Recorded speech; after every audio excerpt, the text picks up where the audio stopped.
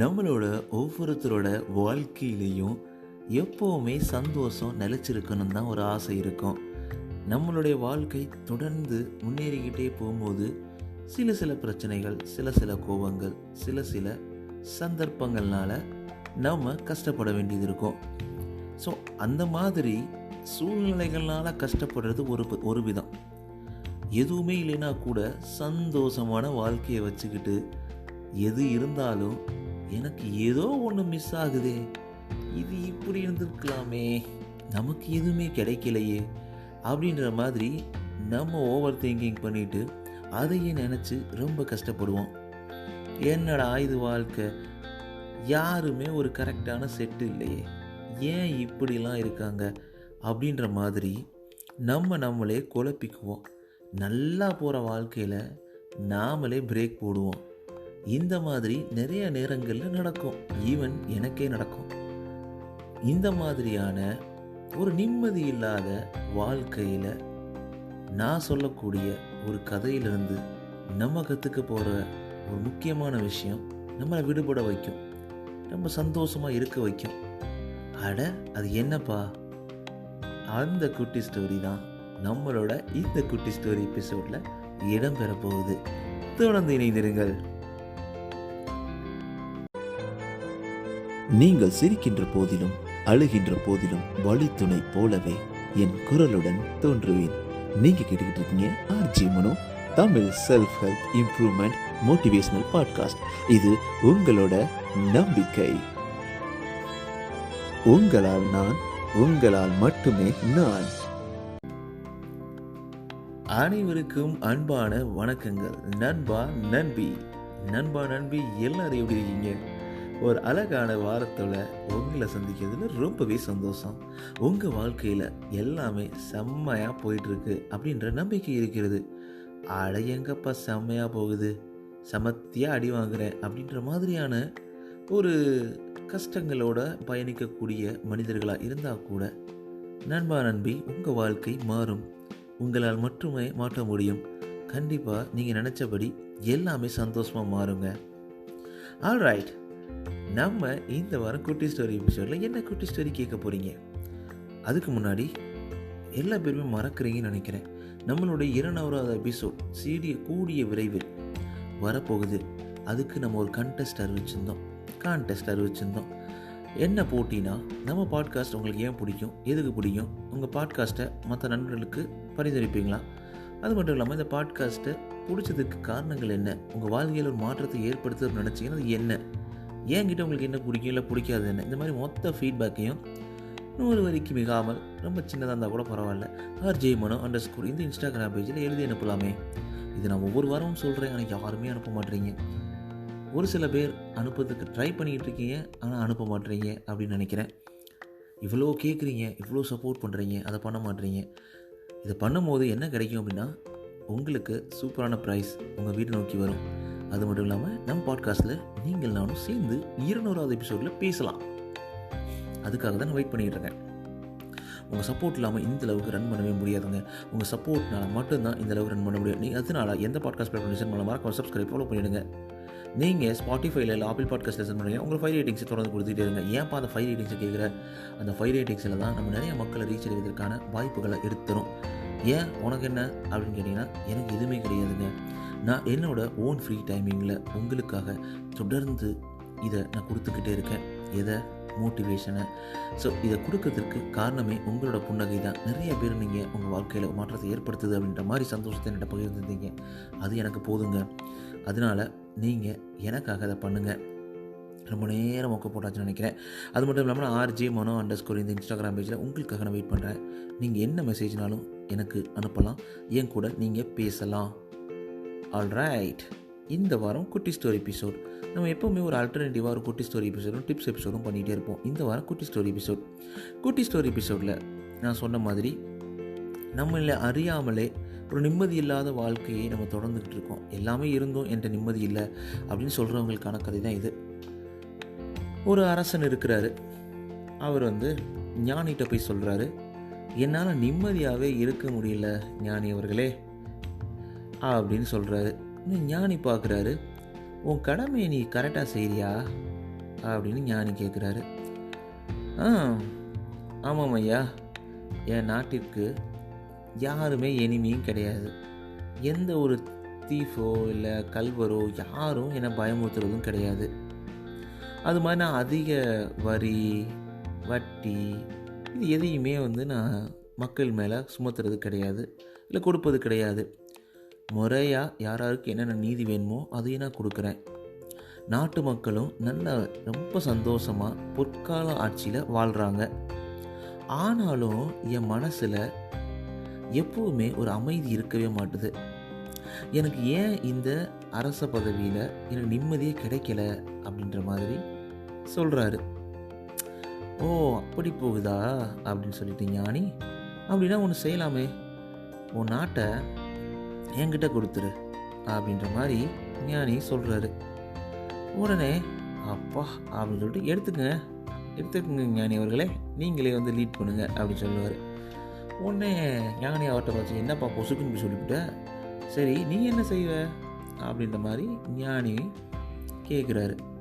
நான் எங்கேயாவது போய் ஏதாவது வேலை செஞ்சு பிழைச்சிக்கிறேன் அப்படின்ற மாதிரி அரசன் சொல்கிறாரு. எங்கேயோ போய் தெரியாத வேலையை செய்வதை விட ஏன் நீ என்கிட்டே வேலை செய்யக்கூடாது? உனக்கு என்ன வேலை தெரியும்?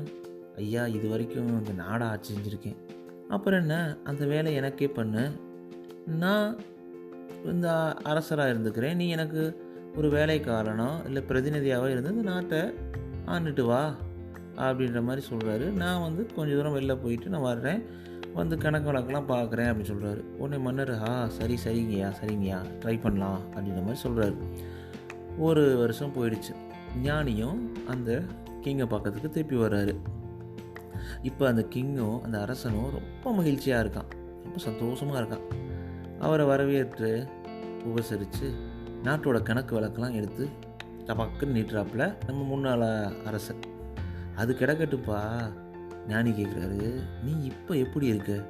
நிம்மதி கிடைச்சதா கிடைக்கலையா? சந்தோஷமாக இருக்கியா இல்லையா அப்படின்ற மாதிரி கேள்வியெல்லாம் அடுக்கிறாரு. அவருக்கும் ஒரு ஆர்வம் இருக்குது. உடனே அதுக்கு அந்த அரசன் சொல்கிறாரு, ஆஹா நல்லா நிம்மதியாக சந்தோஷமாக இருக்கிறேங்கய்யா, நீங்கள் சொன்ன ஐடியா நல்லா ஒர்க் அவுட் ஆகி போச்சு அப்படின்ற மாதிரி சொல்கிறாரு. அப்போ கேட்குறாரு ஞானி, அப்போ நீ முன்னாடி செஞ்ச வேலைக்கும் இப்போ செய்கிற வேலைக்கும் ஏதாவது டிஃப்ரென்ஸ் இருக்கான்னு? இல்லைங்கய்யா. அப்போ ரொம்ப ஸ்ட்ரெஸ்டாக இருந்த, மன அழுத்தத்தோடு இருந்த, சந்தோஷமாகவே இல்லை, நிம்மதியே இல்லைன்னு சொன்னே, ஏன் பாப்பா கேட்குறாரு. சரி இப்போவாது நிம்மதியாக இருக்கிறே, இப்போ எப்படி நிம்மதி இருக்கிற? நிம்மதியாக இருக்கிறேன்னு சொல்கிற, எப்படி நிம்மதியாக இருக்கிற?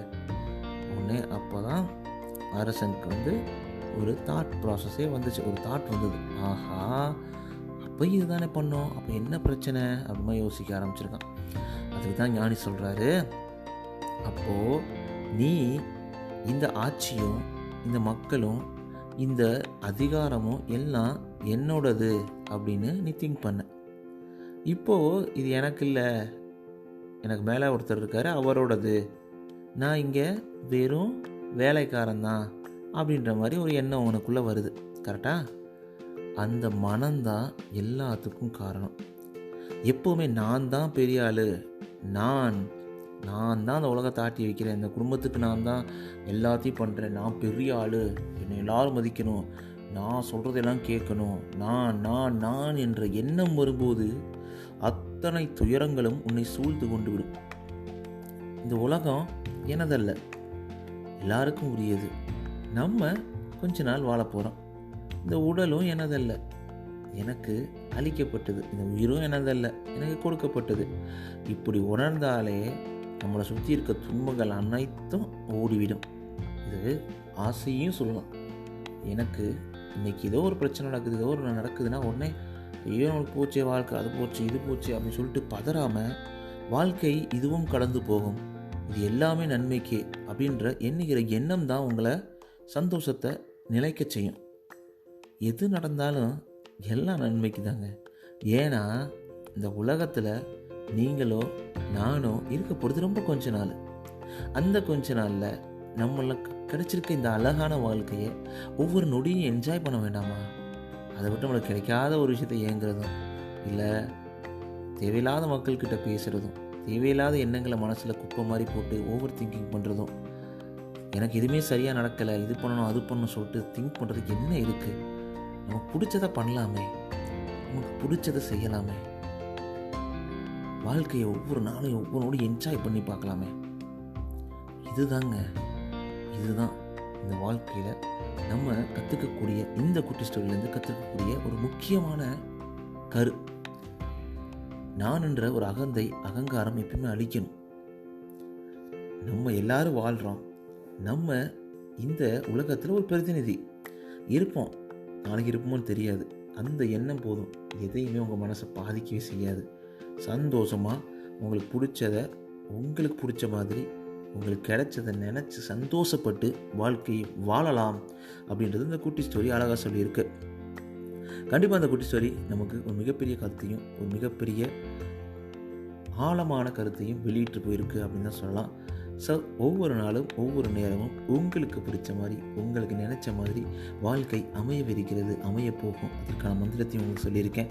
தொடர்ந்து உங்கள் வாழ்க்கையை சந்தோஷமாக என்ஜாய் பண்ணுங்கள். இன்றைக்கி இருக்குது நண்பா, என்ஜாய் பண்ணலாம், நாளைக்கு பார்த்துக்கலாம், என்ன பிரச்சனை ஆனாலும் ரொம்ப திங்க் பண்ண வேணாம், லைஃப் செம்மையாக போகும். ஓகேங்களா?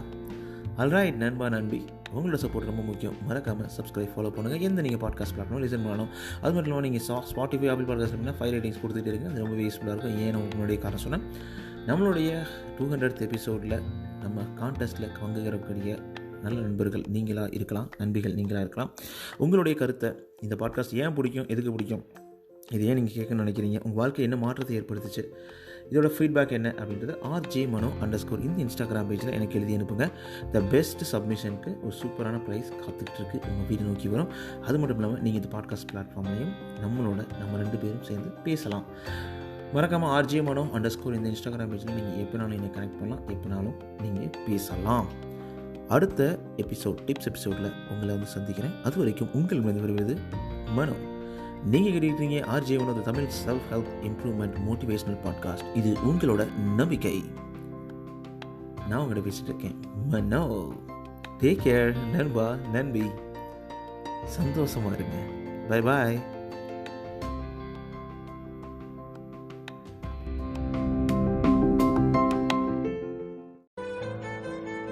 நீங்கள் சிரிக்கின்ற போதிலும் அழுகின்ற போதிலும் வழித்துணை போலவே என் குரலுடன் தோன்றுவேன்.